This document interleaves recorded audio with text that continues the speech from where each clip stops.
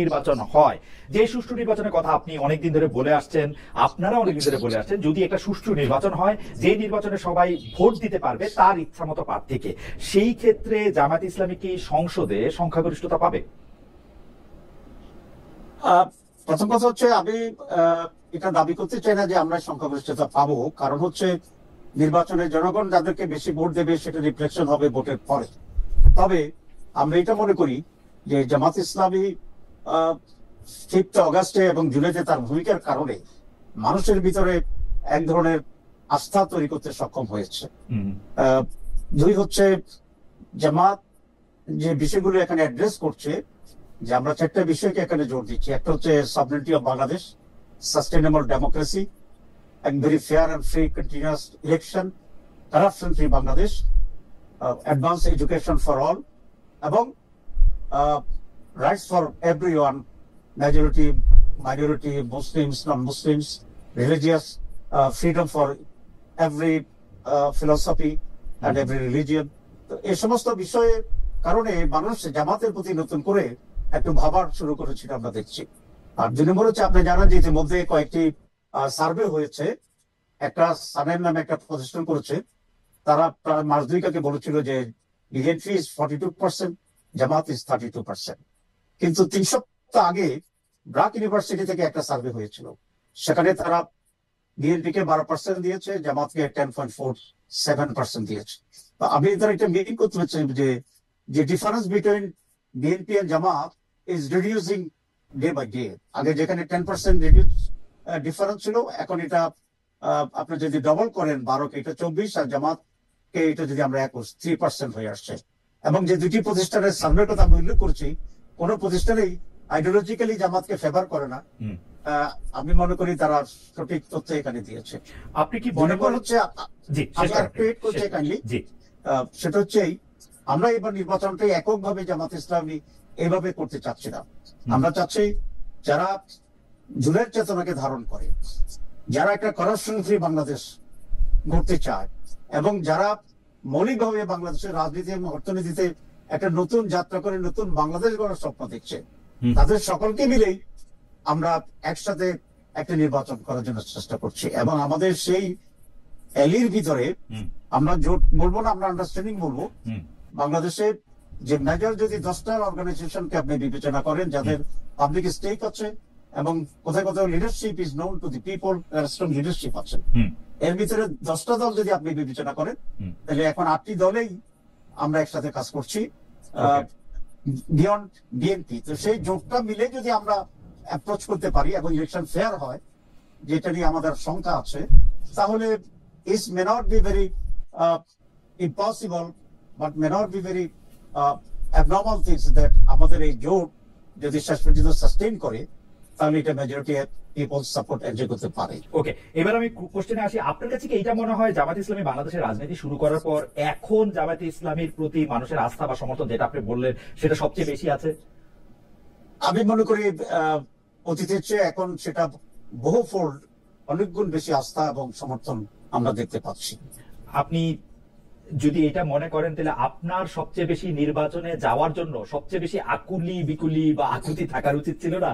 কিন্তু আমরা তো দেখতে পাচ্ছি জামাত ইসলামী নির্বাচনে যাওয়ার ব্যাপারে, মানে যেটা হচ্ছে স্বাভাবিক ভোটিং এ স্বাভাবিক নির্বাচন, সেটাতে যাওয়ার ব্যাপারে জামাতে ইসলামী এর আগে ফেব্রুয়ারি মাসের কথা সবচেয়ে আগে বললো, এখন আবার হঠাৎ করে পিআর এর কথা বলে, বিশেষ করে নিম্নকক্ষে পিআর এর কথা বলে একটা জটিল মানে আমি কি বলবো, একটা জটিল শর্ত আরোপ করে নির্বাচনে অংশগ্রহণ করার ব্যাপারে তাদের অনীহা আমি দেখতে পাচ্ছি।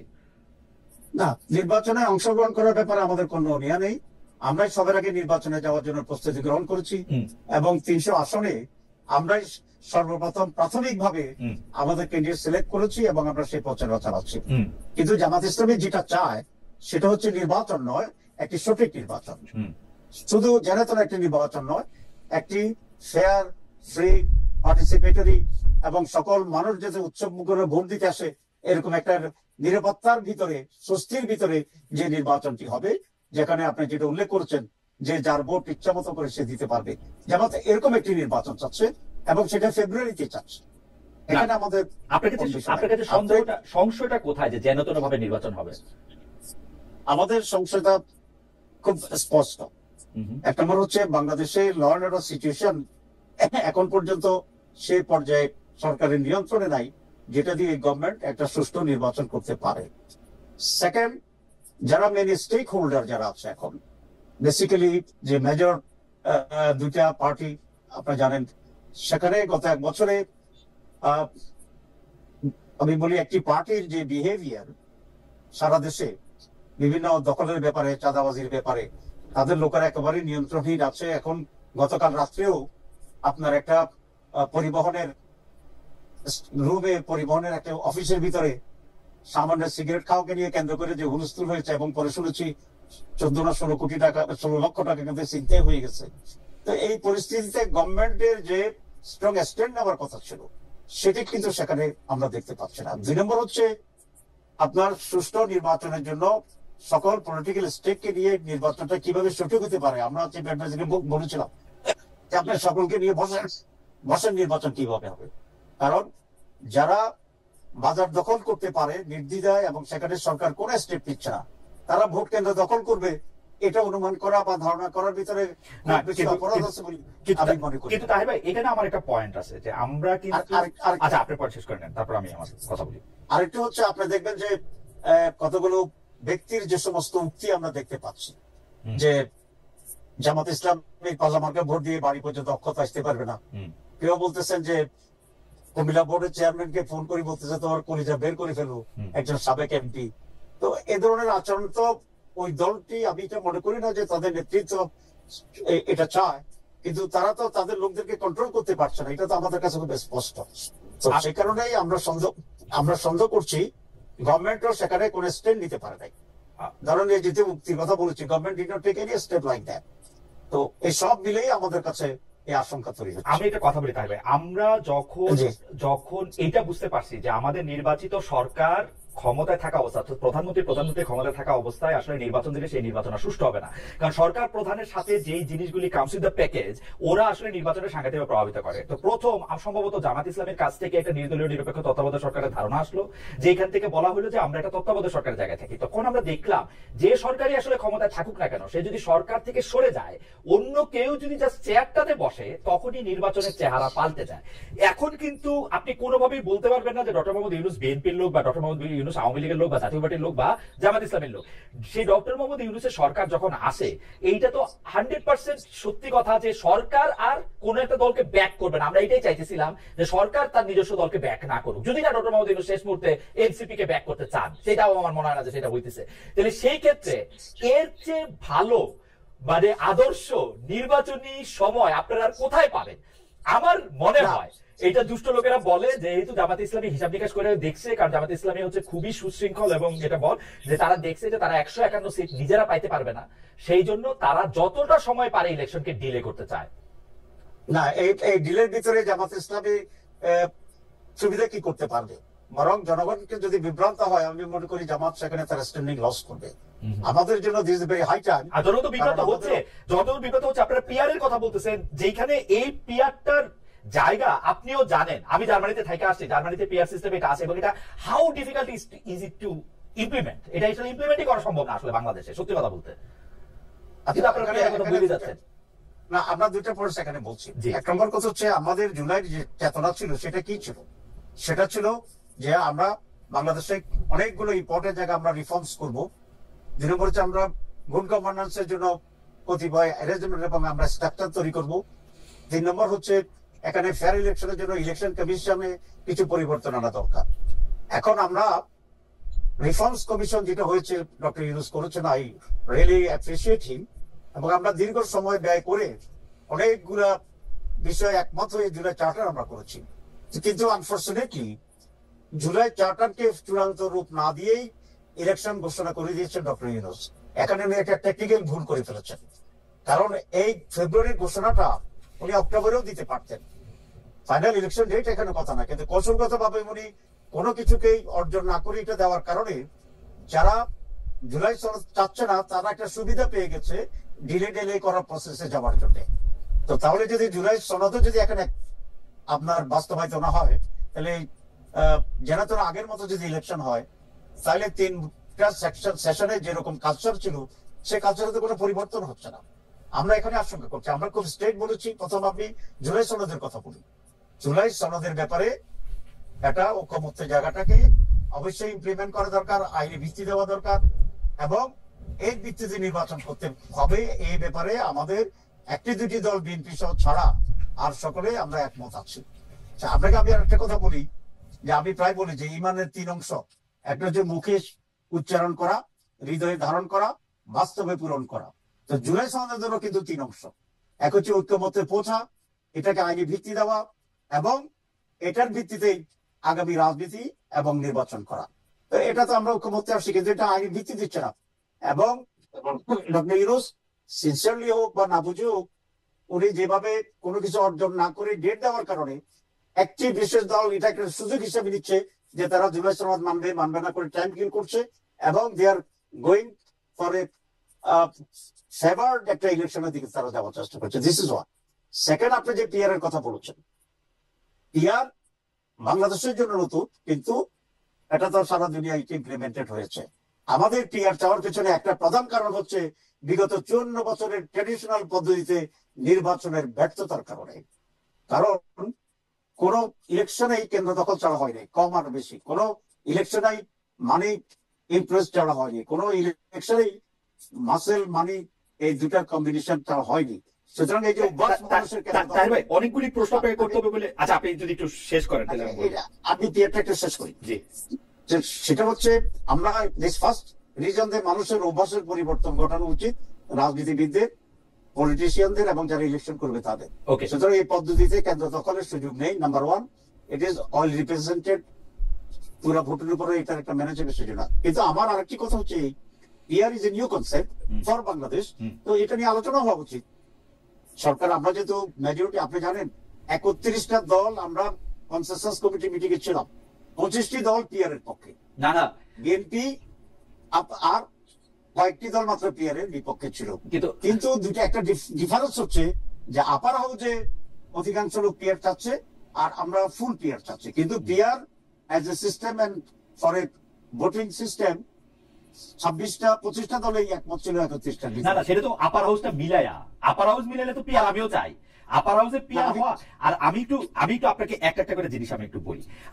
আমি এটা বলেছি যে আপার হাউস যে আমরা 25টা দল চেয়েছি, জি, কয়েকটি দল ফুল চেয়েছে আপার এন্ড লোয়ার না, কিন্তু লোয়ার হাউসে পিআর চাওয়া, লোয়ার হাউসে পিআর চাওয়া নিয়ে আমার আলাদা প্রশ্ন আছে। আমি একটা করে জিনিসগুলির মধ্যে আসি। আপনি যেগুলি বলছেন যে ধরেন জুলাই সনদের ভিত্তিতে নির্বাচন আর জুলাই সনদের ভিত্তি না রেখা নির্বাচনের মধ্যে তফাৎটা কি আসলে? নির্বাচনের অনেক কি বলেন তো? অনেক বলেন। সেটা হচ্ছে জুলাই সনদের ভিতরে যে কতগুলো পয়েন্টস আমরা একমত হয়েছি, সেগুলোর ভিত্তিতে নির্বাচন হলে বা গ্রহণযোগ্য হলে মানুষের সাইকোলজিতে প্রথম বিরাট একটা চেঞ্জ আসবে, নাম্বার ওয়ান। নাম্বার টু, সেখানে ইলেকশন প্রপার করার ব্যাপারেও কিছু সাজেশন আমাদের আছে, তো সেগুলো সেখানে ইমপ্লিমেন্টেড হবে।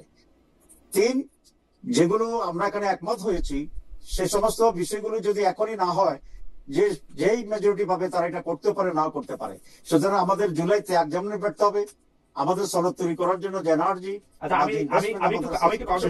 প্রথম কথা আপনি বললেন যে এটার মধ্যে একটা সাইকোলজিক্যাল, মানে কোনো কিছু আছে যেটা আমরা ধরে দিতে পারবো, টেনজিবল কোনো পরিবর্তন, যে জুলাই সনদের ভিত্তিতে যদি জাতীয় সংসদ নির্বাচন হয়, আমি ভোটটা যেমনি দিব বা ব্যালট পেপার যেমনি ছাপা হবে সেটার সাথে বা যেমনি গণনা করা হবে সেটার সাথে কোনো তফাৎ আছে জুলাই সনদ ছাড়া যদি নির্বাচন? না, গণনায় কোনো তফাৎ হবে না। কিন্তু আপনারা একটা সাইকোলজিক্যাল ওয়ারফেয়ারটা জিতে চাইতেছেন, আপনারা বুঝে দিতেছেন যে সরকারের নট অনলি সাইকোলজি, কারণ ওইখানে যে পয়েন্ট গুলো আছে এগুলো যখন অ্যাকসেপ্টেড হবে তখন জনগণ এর ভিত্তিতে তার মাইন্ড সেট করতে পারবে যে এভাবে একটা গভর্নমেন্ট হবে, এভাবে একটা ইলেকশন হবে, এবং এই পরিবর্তনকে সামনে রেখে সে কাকে প্রেফার করবে ভোট দেওয়ার জন্য, এটা তার মানসিক সিদ্ধান্ত নিতে সুবিধা হবে। সেটা তো আর ইমপ্লিমেন্টেড হওয়ার আর অপেক্ষায় নাই। যখনই জুলাই সনদ বা জুলাই চার্টার, জুলাই ঘোষণা সেগুলি নিয়ে যখন আলোচনায় আসতেছে, সামনে আসতেছে, তখনই তো মানুষের মনে এগুলি আছে যে আমরা দুর্নীতি চাই না, আমরা ঘুষ চাই না, আমরা কেন্দ্র দখল চাই না, আমরা এগুলি চাই না। সেটা তো আর আপনি ইমপ্লিমেন্ট আর কেমনি করবেন? মানে আমার কাছে মনে হয় তাহির ভাই, আপনি তো আমার প্রায় শিক্ষক সমতুল্য, কিন্তু আমার কাছে মনে হচ্ছে যে ব্যাপারটা একাডেমিক, আপনারা তর্কটা একাডেমিক করতেছেন, যে একাডেমিক তর্কটা আসলে সারবত্তাহীন। দ্বিতীয় যে জিনিসটা আপনারা বলতেছেন যে পরের সরকার আইসা এটা করবে, কিনা পরের সরকারে তো আসবেন আপনি করবেন, এটা আপনি বলেন না। ঠিক আছে, আমি যদি আমি করব, কিন্তু আমি যদি তখনই করি তাহলে এখন আমি এগ্রি করতে ইমপ্লিমেন্ট আপনি তো এগ্রি করছেন, বিএনপিও তো মোর অর লেস 90% বিষয়ে যেগুলি মূল বিষয় এগ্রি করছে তো 90%। কিন্তু এখন আমি দেখছি এর জন্য আপনার এবং আমার শিক্ষক প্রফেসর আলী রিয়াজের বিরাট ভূমিকা আছে, আপনারা তাদেরকে এগ্রি করাইছেন।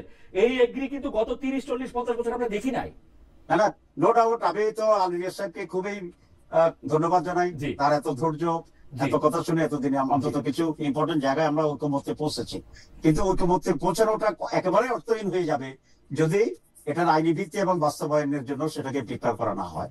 যেমন আপনি বলেছেন, যেমন আপার হাউস, তো আপার হাউস যে আমরা যদি অ্যাকসেপ্ট করি পিআর সিস্টেমে, তাহলে এটাকে যদি আপনি আইনি ভিত্তি না দেন, তাহলে নেক্সট ইলেকশনটাতে আপার হাউস ভিত্তিতে ইলেকশন তো হবে না। নেক্সট ইলেকশন তো আপার হাউসে ইলেকশনই হইতেছে না।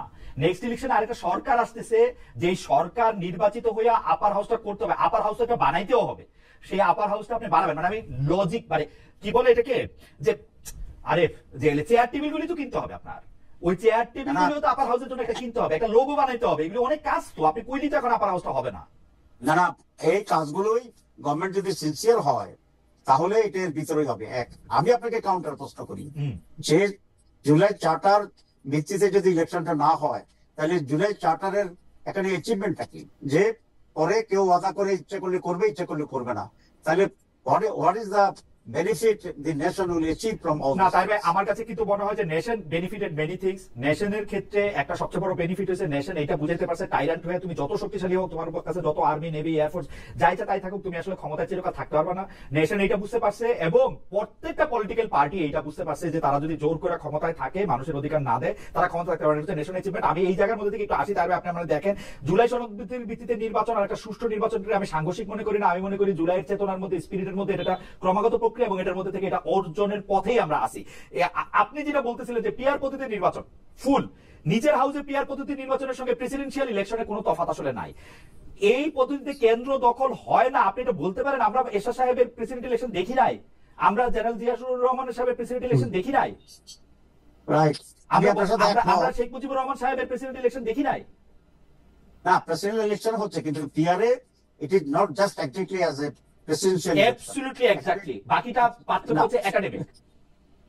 না, পার্থক্য এই জন্য আছে যে সেখানে প্রেসিডেন্ট, এখানে যে সমস্ত স্টেক হোল্ডার আছে তারাও সেখানে থাকবে, কিন্তু স্পেসিফিক কেন্দ্র দখলের যে বিষয়টি আছে সেই জায়গাটা এখানে আমি মনে করি। তাহের ভাই, আপনি আপনার কর্মীরা 14 গ্রামে বলবেন যে তুই ওই কেন্দ্র পাহারা দেশে দখল করবে না পিআর হইলে, আর আমি মনে করি অনেক কমে যাবে। যেহেতু একটু কমবে না তার ভাই, একটু কমবে না, কারণ আপনাকে প্রেসিডেন্ট বানানোর জন্য, আপনাকে প্রধানমন্ত্রী বানানোর জন্য উনি সেই কেন্দ্র দখল ওইভাবেই করবেন যেতটুকু উনি এমপি হওয়ার জন্য করতে, আরো বেশি করে করবেন।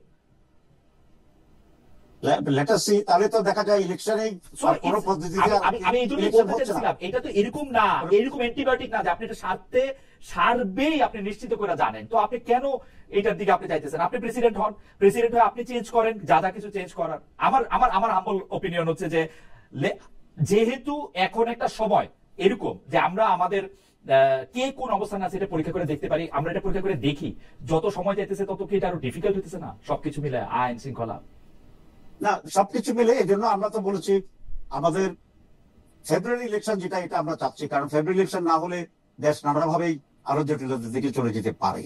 কিন্তু তার আগে আমরা যেটা বলেছি, একটা ফেয়ার ইলেকশনের জন্য যে লেভেল ফিল্ড দরকার সেটা এস্টাবলিশ করতে হবে, যেটা এই সরকার ইতিমধ্যেই 2-3টা বিষয়ে তাদের যে উদ্যোগ নিয়েছে সেখানে তো একটা ব্যর্থ ঘটিয়েছে বলে আমি মনে করি। যেমন আপনার ফেব্রুয়ারির যে ইলেকশন ডেটটা, এই ডেটটা উনি একটি দলের সাথে লন্ডন গিয়ে যৌথভাবে ঘোষণা করার এটা কোনো সঠিক পদ্ধতি ছিল না। এর দ্বারা এটা একটা খুবই মানে দৃষ্টিকটু এবং খারাপ জিনিস হয়েছে, এটা আমি আই মাস্ট অ্যাডমিট। আচ্ছা, দিস ইজ ওয়ান। সেকেন্ড হচ্ছে, দেখেন 5th অগাস্টে আমরা একটা ন্যাশনাল সেলিব্রেশন ছিল আমাদের, যেদিন স্বৈরাচার পালিয়ে গেছে সেদিন, কিন্তু সেদিনেই মাত্র কয়েক ঘন্টা পরে রাতের বেলায় উনি টেলিভিশন ভাষণ দিয়া সেখানে নির্বাচনের মাস ডেট ঘোষণা করলেন।